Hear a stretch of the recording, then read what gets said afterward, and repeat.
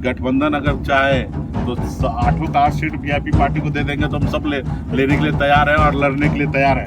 पूरे राज्य में 60 सीट पर हमारी तैयारी है, जहाँ आप लड़ सकते हैं। हमारे पास कैंडिडेट है, हम लोग चुनाव लड़ेंगे और जीत हासिल होगी। हमारे पार्टी का ब्लूप्रिंट है, रोड मैप है कि हम 60 सीट लड़ना चाहते हैं। मतलब आरक्षण दे कि मोदी जी अगर हमसे प्राण मांगेंगे तो हम प्राण दे देंगे। 2015 के चुनाव में वादा किए, 14 में वादा किए, 2020 में वादा किए, अब वादा तो निभा। नमस्कार, आप देखना शुरू कर चुके हैं लाइव सिटीज को। मेरा अभिषेक है। बिहार में चुनाव होने वाले, इससे पहले मुकेश सहनी ने भी दावा ठोक दिया है। चिराग पासवान के दावे के बाद अब मुकेश सहनी ने भी 60 सीटों का दावा ठोक दिया है। उन्होंने साफ साफ कहा कि हमारी तैयारी 60 सीटों पर है, हम 60 सीट लड़ना चाहते हैं। वहीं बीजेपी के दरवाजे खोले जाने को लेकर भी बड़ी बात कही है। एक पत्रकार के द्वारा सवाल पूछा गया, क्या बीजेपी की तरफ से दरवाजे खुले हुए हैं?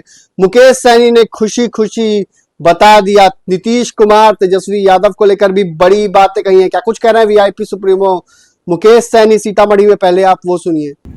आज आप सब जान रहे हैं कि हमारे वरिष्ठ पार्टी के नेता हैं नूरुल हुदा साहब, और बकरा ईद के मौके पे शुभकामना देने के लिए घर पे हम आए हैं। और चुनाव का भी साल है, पूरे बिहार में हम लोग घूम रहे हैं, कैसे हमारे गठबंधन मजबूत हो और कैसे सामाजिक न्याय मजबूत हो, कैसे बिहार में भाईचारा हो, कैसे बिहार में कि लोग दूसरे प्रदेश में रोजी रोटी के लिए ना जाए, अपने प्रदेश में कैसे उसको रोजगार मिले। इस सब को लेकर हम लोग पूरे राज्य में समाज को जागरूक कर रहे हैं, हर जगह जा रहे हैं। बिहार में देखिएगा तो क्राइम बढ़ते जा रहा है, कई जगह घटना हो रहा है, पुलिस प्रशासन जो है लापरवाह हो चुका है। कल ही हमारा समस्तीपुर में एसपी कार्यालय को घेराव करना है।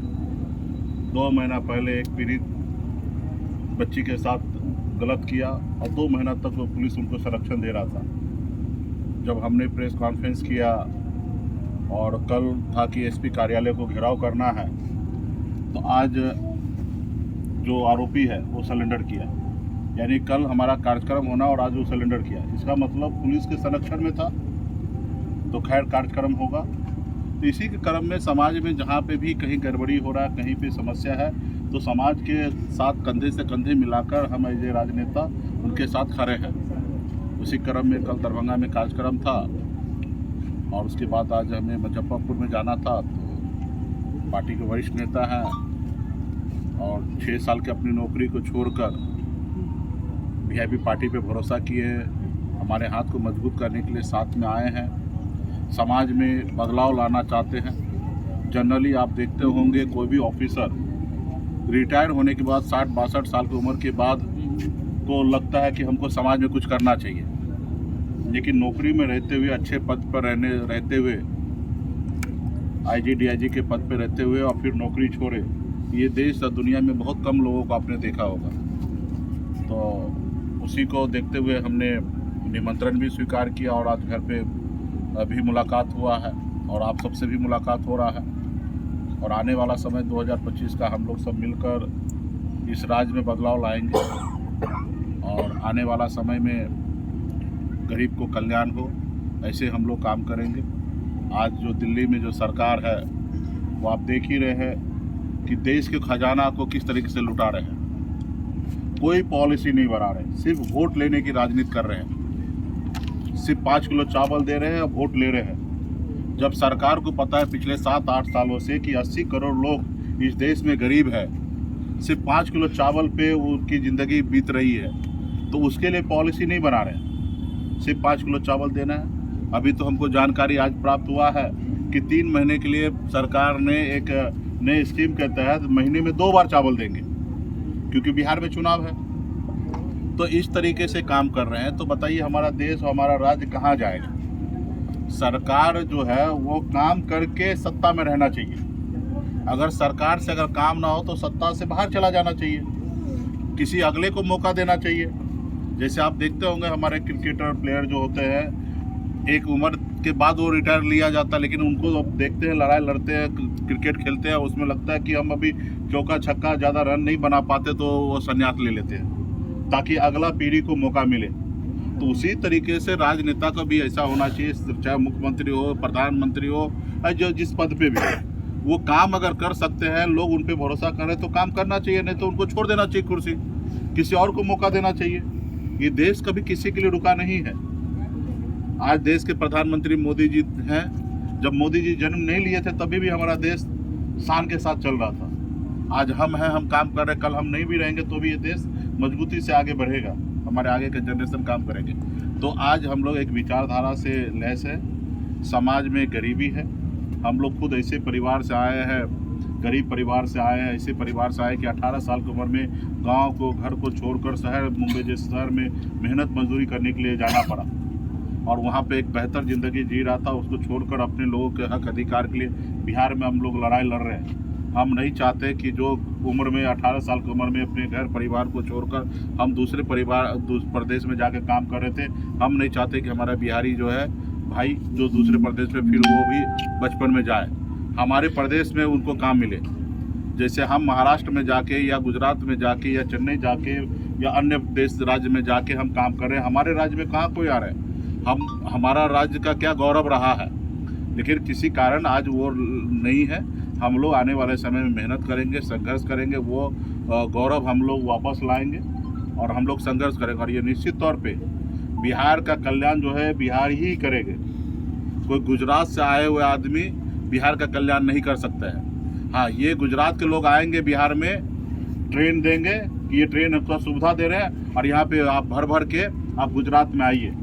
अभी आपने देखा होगा कि मोदी जी आए और एक नया सहरसा ट्रेन दिए कि आप लेबर बन के दूसरे प्रदेश में जाइए। तो ये स्थिति है, तो इसके लिए हम लोग लड़ाई लड़ रहे हैं और उसमें आप लोग समाज से, आपके माध्यम से हम सब हमारी बात को जो सुन रहे हैं उनसे भी आग्रह कर रहा हूँ कि अभी देश में और बिहार में तो आप देखिए नीतीश कुमार जी को सिर्फ कुर्सी से प्यार है, तबीयत तो अस्वस्थ है, उसके बाद भी वो ये नहीं कि हम लोगों को उत्तराधिकारी बना दे। कितना अच्छा मानते थे अपने भतीजा को, तेजस्वी प्रसाद यादव जी को। हम लोगों ने महागठबंधन ने कितना बार उनको संरक्षण दिया। अभी उनका तबीयत तो अस्वस्थ है, तो अभी कम से कम हम लोगों को हैंडओवर कर देना चाहिए, लेकिन वो नहीं, ऐसा नहीं करेंगे। वो पूरा ब्यूरोक्रेट के ऊपर राज चला रहे हैं। आप देखिएगा आए दिन हत्या, मर्डर, रेप, तमाम चोरी चकारी सब चीज़ हो रहा है, क्योंकि प्रशासन के ऊपर किसी का डर भय है ही नहीं। वो पैसा लेके सबको छोड़ा रहे हैं, होम डिलीवरी करवा रहे हैं। तो ये सब चीज़ को लेके जनता के बीच में हम लोग जा रहे हैं और जनता को जागरूक कर रहे हैं। और फिर से हम नूरुल हुदा साहब जी को धन्यवाद बधाई देता हूँ। आपने हमें बुलाया है दावत पे और आप लोग से भेंट मुलाकात हुआ है, पार्टी के लोग भी है। सीक्रेट आए थे, आराम से हमने पहले सोचा कि किसी को ना पता चले, लेकिन आप लोग हैं कि पहुँच गए, तो अच्छा है, आपसे मुलाकात हो गया। सीतामढ़ी आगमन के पीछे और भी क्या मंशा है? क्या सीतामढ़ी के आसपास में अथवा 8 विधानसभा है, यहाँ पर कई सारे अलग अलग विधानसभाओं में आप सन ऑफ मल्लाह कहे जाते हैं। क्या किसी विधानसभा से चुनाव लड़ सकते हैं? यहाँ के अलग अलग विधानसभाओं में मल्लाह जातियों की, बिंद जातियों की बड़ी आबादी है। निश्चित तौर पे जिला में वीआईपी पार्टी भी पूरे 8 सीट पर हमारे महागठबंधन लड़ेंगे, चाहे वो वीआईपी लड़े, लेफ्ट लड़े या कांग्रेस लड़े, आरजेडी लड़े, जो भी लड़े, मजबूती से हम लोग सीट जीतने का काम करेंगे। हाँ, कई दल हैं हम गठबंधन में, तो वीआईपी पार्टी भी कुछ सीट पर चिन्हित कर रहे हैं और आने वाला समय पे आप लोग को जानकारी देंगे। सीतामढ़ी में है ऐसा कोई विधानसभा? हाँ, बागपट्टी विधानसभा में 20,000 के आसपास में बिल्कुल ही बहुत सारे सीट ऐसा है जहाँ पे वीआईपी पार्टी आराम से लड़ सकते हैं। गठबंधन अगर चाहे तो 8 का 8 सीट वीआईपी पार्टी को दे देंगे, तो हम सब लेने के लिए तैयार हैं और लड़ने के लिए तैयार हैं। कितनी सीटें बहुत मिलने सारे सीट है गठबंधन में, सिटिंग है, बहुत सारे सीट ऐसे, वो सब चीज और कुछ चीजें तो गठबंधन। मुकेश सहनी कम से कम कितनी सीटों पर अड़ेंगे? कम से कम कितनी सीट पर अड़ेंगे? चाहिए कितना? देखिए 243 सीट है, हम गठबंधन के साथ रहकर 243 लड़ेंगे।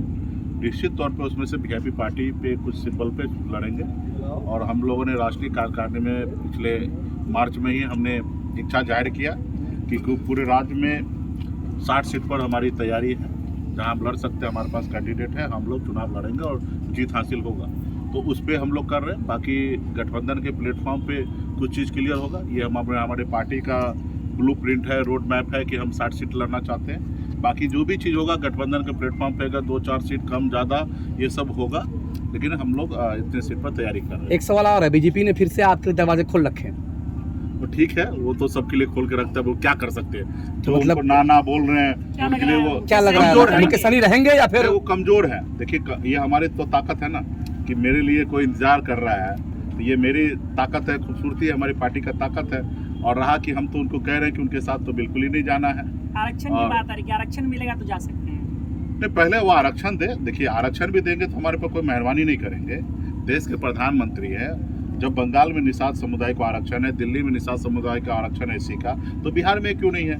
ये 77 साल बीत चुका है, अभी तक उन्होंने नहीं दिया है। तो जब भी देंगे तो उसके लिए अच्छी बात है, दें। पहले वो आरक्षण दें, और आरक्षण देंगे तो हमने तो ये भी कहा है कि मोदी जी अगर हमसे प्राण मांगेंगे तो हम प्राण दे देंगे। तो रहा कि पहले वो आरक्षण दें, और कई बार उन्होंने वादा किया है। 2015 के चुनाव में वादा किए, 14 में वादा किए, 2020 में वादा किए। अब वादा तो निभा। तो आपने सुना कि सीतामढ़ी में उन्होंने क्या कुछ कहा है, किस तरीके से वीआईपी सुप्रीमो मुकेश सहनी ने साफ साफ कहा कि हमारी 60 सीटों पर तैयारी है। ऐसे में मुकेश सहनी कुछ खेला करेंगे क्या? जिस तरीके से उन्होंने बयान दिया है। इतना ही नहीं, एक और बड़ी बात कही है उन्होंने, नीतीश कुमार बीमार हो चुके हैं, वो अपने भतीजे तेजस्वी यादव को गद्दी सौंप दे, हमको गद्दी सौंप दे, हम लोगों को गद्दी सौंप दे। इतना ही नहीं, मुकेश सहनी के ऐलान के बाद कांग्रेस और आरजेडी क्या करेगी? तो बड़ी बात कही है मुकेश सहनी ने। बने रहिए लाइव सिटीज के साथ, हमारी यूट्यूब चैनल को सब्सक्राइब करिए, कुछ को लाइक करिए। धन्यवाद।